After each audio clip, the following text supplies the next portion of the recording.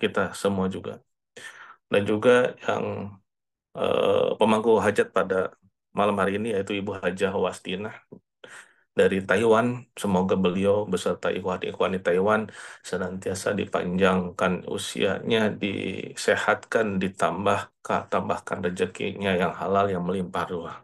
Amin, amin. Terima Dan kasih. juga kepada semua panitia ya, petugas yang sudah melaksanakan tugas pada malam hari ini. Semoga senantiasa diistiqomahkan. Baik Bapak dan Ibu sekalian yang saya hormati, Alhamdulillah kemarin yang mungkin ada yang sudah mengikuti, semua mungkin insya Allah pada mengikuti apa namanya manakib di Istiqlal. Ya, dan seperti yang kita ketahui, jadwal dari manakib tersebut seharusnya apa tidak pada tanggal yang kemarin kita sama-sama datang ya, tetapi Abah ternyata memajukan jadwalnya dan ternyata ada maksud di balik semua itu. Abah memajukan jadwalnya sebagaimana yang terkonfirmasi dari lisan Abah Jagat bahwa ini adalah maksudnya adalah mendahului tamu agung tamu negara yang akan hadir ya, yaitu Bapak Paus ya. Jadi mendahului beliau. Nah, ini apa yang bisa kita ambil hikmahnya dari peristiwa ini. Yang pasti yang pertama adalah bahwa Abah itu tidak terdahului oleh siapapun. Abah selalu di depan, jauh terdepan. Kemarin kita di Istiqlal tentu menjadi saksi bahwa Abah itu yang paling terdepan dalam hal ideologi Pancasila. Saya berani jamin bahwa beliau adalah orang yang paling Pancasilais di atas negeri Indonesia ini. Jauh lebih Pancasilais dibandingkan, mohon maaf, ormas-ormas. Jauh lebih Pancasilais dibandingkan organisasi, lembaga, atau badan manapun di atas bumi Indonesia ini. Dan itu terbukti pada saat kemarin di Istiqlal. Ketika saya bertanya kepada jamaah saya, ternyata mereka pun baru menyadari, baru tahu bahwa Indonesia Raya ternyata memiliki 3 stansa. Dan Abah awaslah yang memperkenalkan kembali Indonesia Raya yang 3 stansa. Itu artinya Abah jauh lebih terdepan dibandingkan orang yang merasa Pancasilais sekalipun. Nah, ini ada salah satu bukti kecil, salah satu bukti kecil daripada eh, betapa beliau itu mendahului yang lainnya. Begitupun dengan kehadiran Bapak Paus ini. Abah mendahului. Maksudnya apa? Nah, ini malam ini yang akan saya ulas sedikit mungkin ya. Yang saya tangkap dari pelaksanaan manakib Istiqlal kemarin itu, Abah itu apa namanya menjadikan bahwa Istiqlal ini menjadi asarnya beliau. Ya, asar itu apa? Asar itu adalah eh, jejak atau peninggalan atau patilasan. Jadi asar itu adalah patilasan Abah Awas.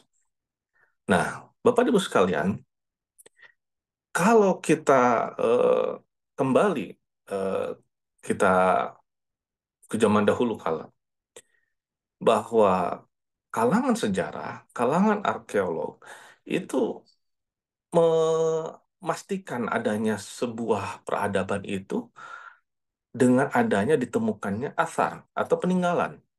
Sebagaimana ditemukan mungkin di batu tulis di Bogor itu ada prasasti. Ya. Kalau di Ciamis itu ada di Panjalu itu ada prasasti yang menunjukkan adanya keberadaan kerajaan, kerajaan Pajajaran atau kerajaan Galuh di Ciamis. Nah, itu juga asar. Jadi, asar ini adalah hal yang penting untuk menunjukkan eksistensi peradaban. Nah, Bapak dan Ibu sekalian, kalau dalam bahasa Arab kan athar itu ada jejak atau bekas. Nah, Abah di Istiqlal beserta ribuan jamaah Thariqah Qadhiyah Naksabandiyah Pondok Pesantren Surya Lesi Narasa PPKN itu bersama-sama menetapkan athar di situ, jejaknya, bekasnya.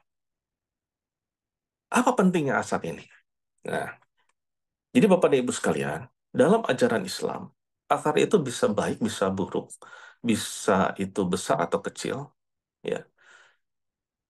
Sebagaimana disampaikan oleh Rasulullah dalam hadisnya, barang siapa yang menunjukkan kepada kebaikan, maka ia akan mendapatkan pahala sebagaimana pahala orang-orang yang mengerjakannya. Nah, ini juga tentang athar. Ini menunjukkan bahwa asar dari kebaikan itu akan terus mengalir kepada seseorang meskipun orang tersebut sudah meninggalkan dunia. Selama ada orang lain yang menjejakkan kakinya di asar yang ditinggalkannya. Contoh misalkan ada yang mewakafkan misal hanya satu sak semen di satu masjid. Maka selama masjid itu berdiri dan selama ada orang yang sholat di dalamnya, maka akan ada pahala yang mengalir kepada donatur tersebut, meskipun beliau sudah meninggal. Nah, ini adalah asar dari kebaikan. Jadi, asar ini kalau dalam kebaikan, maka akan terus mengalirkan pahala. Sebaliknya juga, perbuatan buruk ya akan meninggalkan asar yang buruk juga untuk manusia tersebut. Nah, Bapak dan Ibu sekalian, dalam surat Yasin ayat 12, Inna nahnu nuhyil mauta wa naktubu ma qaddamu wa atharahum wa kulla shay'in ahsaynahu fi imamin mubin. Sesungguhnya kami menghidupkan orang-orang mati dan kami menuliskan apa yang telah mereka kerjakan dan athar-athar mereka. Dan segala sesuatu kami kumpulkan dalam kitab yang nyata, Lauhul Mahfuz. Jadi Bapak dan Ibu sekalian, ayat ini menegaskan bahwa setiap langkah kita, amal kebaikan kita, ucapan kita, perbuatan kita, itu akan tercatat sebagai athar yang terus berkelanjutan. Bahkan setelah kita tiada. Athar ini bisa macam-macam. Amal kebaikan bisa bentuknya ilmu yang bermanfaat, bisa itu bentuknya sedekah jariah, bisa itu tadi ya membangun masjid, membangun tempat ibadah, atau memberikan pendidikan kepada orang lain, menjadi donatur untuk Usama, ya, donatur untuk mahasiswa Usama, itu juga sama. Menetapkan asar bagi diri kita di Usama, menetapkan asar kita di masjid, di buku, di ilmu yang direguk oleh mahasiswa-mahasiswa. Nah, ini akan menjadikan asar tersebut menjadi wasilah mengalirnya pahala bagi kita. Nah, Bapak dan Ibu sekalian, dalam hadis disampaikan bahwa apabila anak Adam meninggal dunia, maka terputuslah amalnya kecuali tiga perkara.